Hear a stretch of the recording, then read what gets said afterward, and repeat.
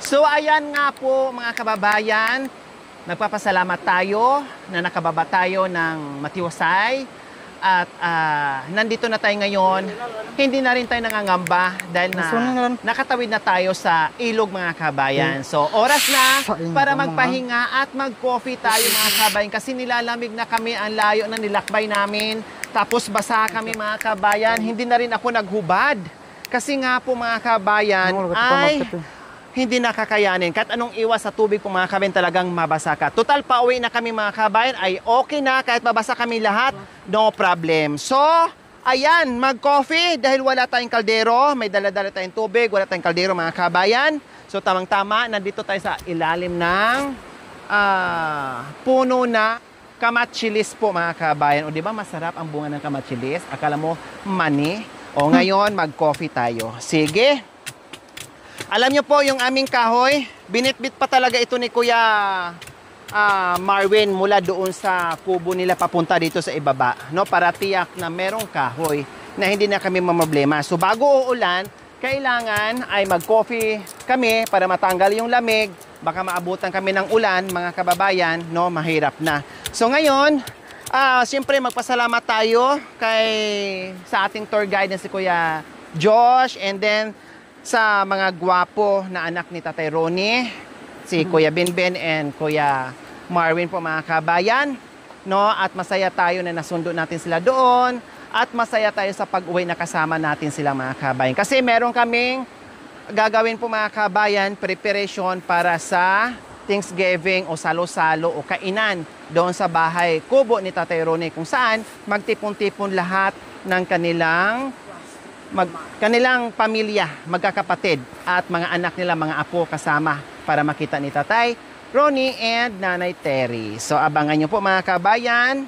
So ito muna yung aming gagawin. Mag-coffee muna kami. Mayroon tayong lighter.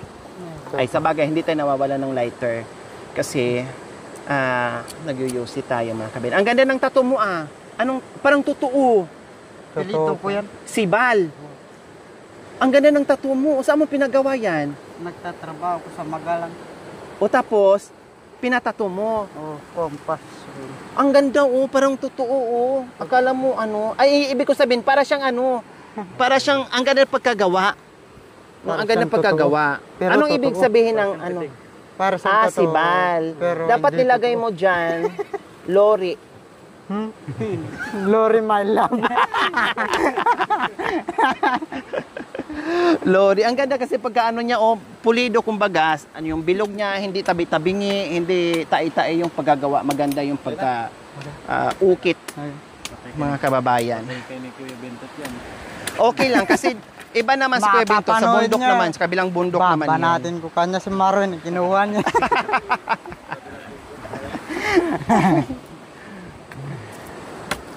So ayan, ganyan tayo, kailangan marunong tayo sa buhay ng Pilipino, sa buhay ng survival po mga kabayan.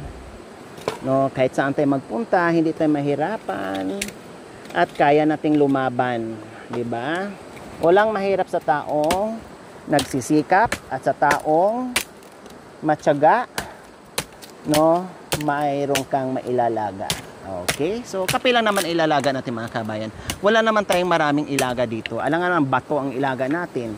No? Magdamag tayo, hindi pa lumambot yung bato. Siyempre, magkape lang tayo kasi kumain naman na kami bago bumaba. So, magko-coffee muna. Magkape kami na ba? Magkape talaga tayo. So, ayan. Kailangan ay meron tayong ganito. Ayan. So, kailangan ang unang gamit para tuloy ang saya sa coffee po mga kabayan. Meron tayong buho. So, hindi na to natin linisan. Okay na to? Malinis. Malinis na. Wala siyang mga yung parang puti, yung parang puti-puti, no?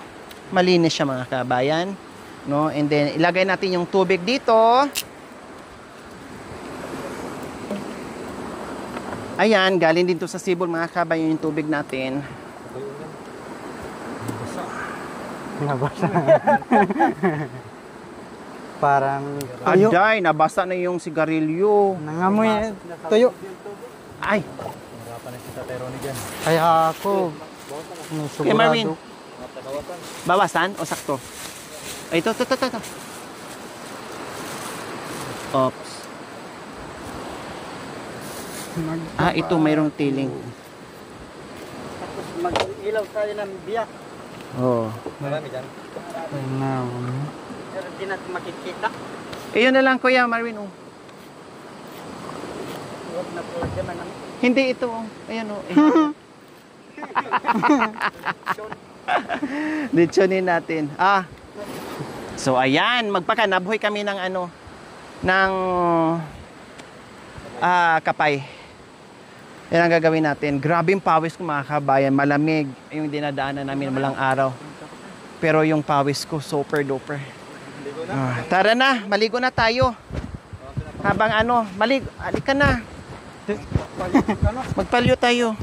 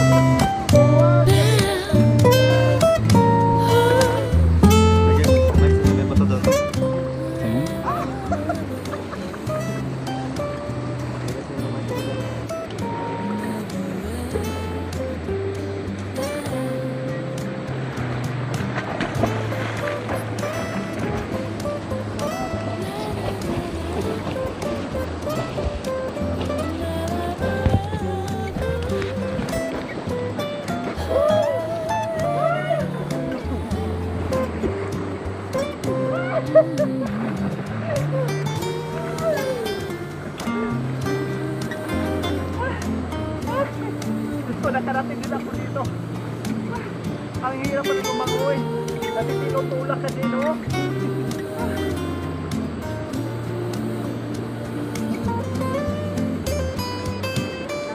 Nauupangan na tayo.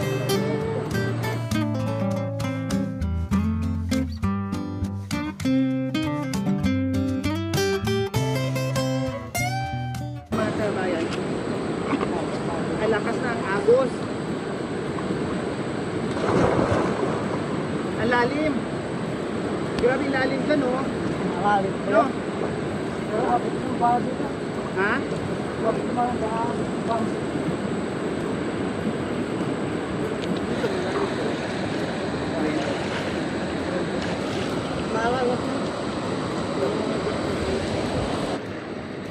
So ayan mga kababayan, enjoy na enjoy si Madam Lori sa paliligo dito sa ilog. Ayun, tumalo no? Patay ka dyan, lalim dyan. Ala, sige. Ay, pataas nga, malalim. Naligo na po siya mga kababayan kasi yung pinagdaanan po namin kanina dyan, oh. Dyan po kami dumaan sa nakikita nyo po, dun sa tuktok. Pumunta kami dun. Sobrang kati po. Kaya naligo na siya. O yun, oh.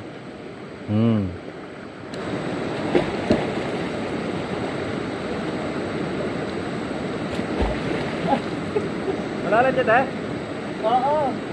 Pero may bato naman. Sama dyan. Baba tayo naman kayo dyan, eh.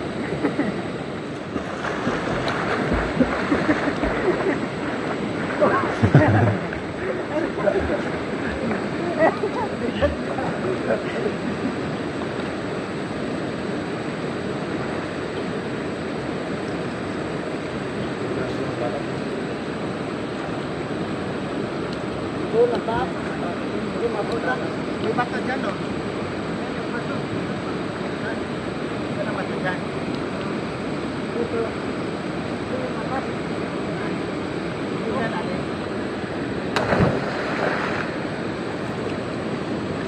Ayan, susubukan pa niyang tumalon, no? Kala mo, ha? Kala mo, ha?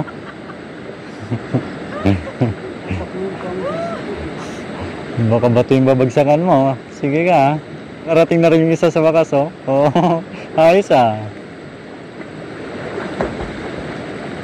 Walang bato dyan? Ngayon, tatalo na po si Madam Lori. Tungayan po natin. Tungayan. Ayan na po. Ayan na, nagdalawang isip. Baka mabato yung tamaan. Wala yung pagod, nakarelax. Nawala din yung pagod, nakarelax yung katawan. Grabe. Grabe yung ano ni... Dalawa nito. Di marinig eh, kaya ko na lang. Ayan na po. Susubukan niyang tumalon. Ayan na, ayan na, ayan na. Ayan na, ayan na, ayan na. Isa, dalawa, tatlo. Ayun. Nagdalawang isip pa, nagdalawang isip. Ayan yung dalawa, enjoy na enjoy, oh. Ayos.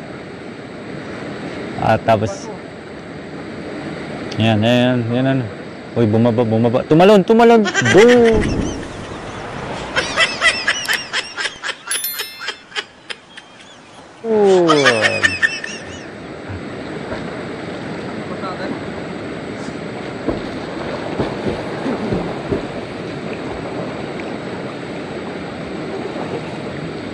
Enjoy na enjoy. Sarap bumalik sa pagkabata. Ganyan, oh. Enjoy na enjoy.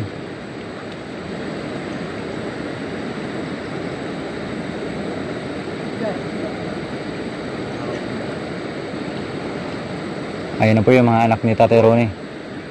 Mga anak ni Tatay Ronnie. Enjoy na enjoy din.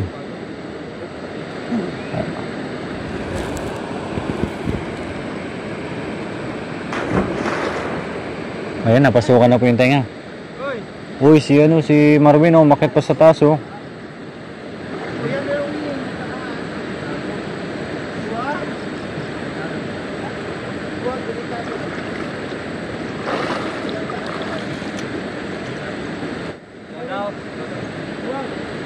Oh, good.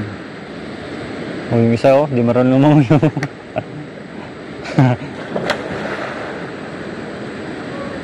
Nawala. Nawala si Jacoy. Ayun.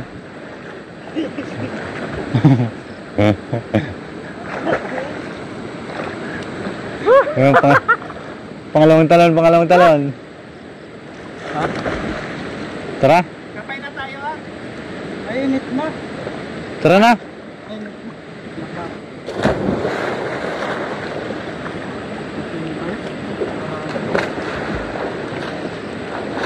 Oh.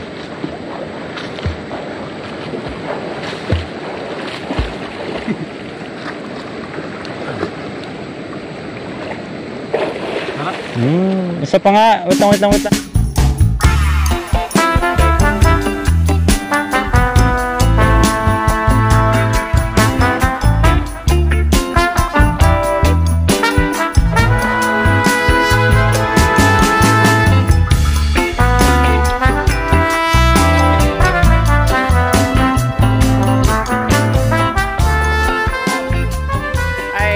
Tamang-tama. Nakaligo na kami at mainit na yung aming tubig. Kaya makapag coffee na po kami, mga kabayan. So gumawa tayo ng baso. Ito ang baso sa kabundukan po, mga kabayan. O, ito na yung pinag-initan natin. Ito na rin yung ating baso. No? May dala tayong tinapay at kapay. Para tamang-tama po, mga kababayan, nilamig tayo, kaya may dala tayong kapay. Saan kaya natin? Ipla natin. Ganyan na lang. Ganyan na lang, isa-isa na lang. Tagi-isa-isang ano na lang. Para wala nang mayo mo. Kayo, ano labay nyo? May inom din kayo niyan? Ha? Or labay mo yung ano, ganyan. May puro din kung gusto mo. O kung gusto nyo may puro, no problem. Hindi niya gusto ito. Ito na lang. Sige. Hindi niya gusto yun eh. Hindi niya gusto ito. Pero Kutsara. Ayun oh, pang ano mo. Ay, sana kasya na sa atin. Hindi po. Wala tayong baso. Hingi ako. Sige, kutsara kan.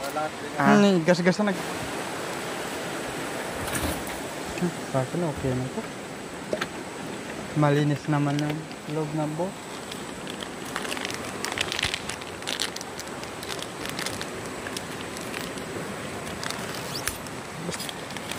Anong gusto mong kape? Yung puro.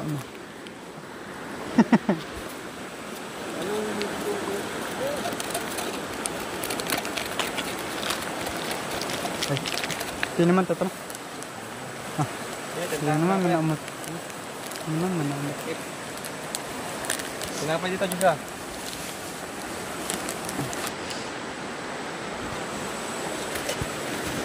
Sobra yung ano natin. Painit tubig ata. Kilagay nga ako, Kuya Ben.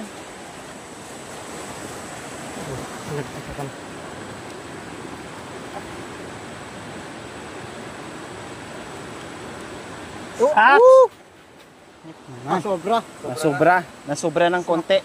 Nasa yung kutsara natin. Yes, maraming salamat sa masarap na tinapay. Amis Bakery po, mismo dyan sa bayan ng Purak. Hilera po yan ng lumang munisipyo po mga kabayan. Amis Bakery, napakasarap mga kabayan. Sulit, malaman, manyaman ang kanilang tinapay. Walang iba kundi dyan lang sa Amis Bakery po mga kabayan. Baybayan nyo lang dito yung lumang munisipyo and hanapin nyo ang Amis Bakery. Tiyak balik-balikan nyo kapag natikman nyo ang tinapay ng Amis Bakery. Anong lasa ng tinapay natin, Kuya Marvin? Masarap po. Masarap. Kuya Masarap. Ben? Masarap po. Masarap. Malahap, manyaman, yummy, delicious. O, di ba? Mga kababayan, coffee tayo dahil naligo kami dito sa ilog at nilamig. Butin lang merong buho, nakawayan at nakapag coffee tayo mga kababayan. Ayan. Bigyan tinapay siya. Wala pa yung Ayaw niya. kaya. Nagkain na siya. Tara, kapit tayo, trip ko.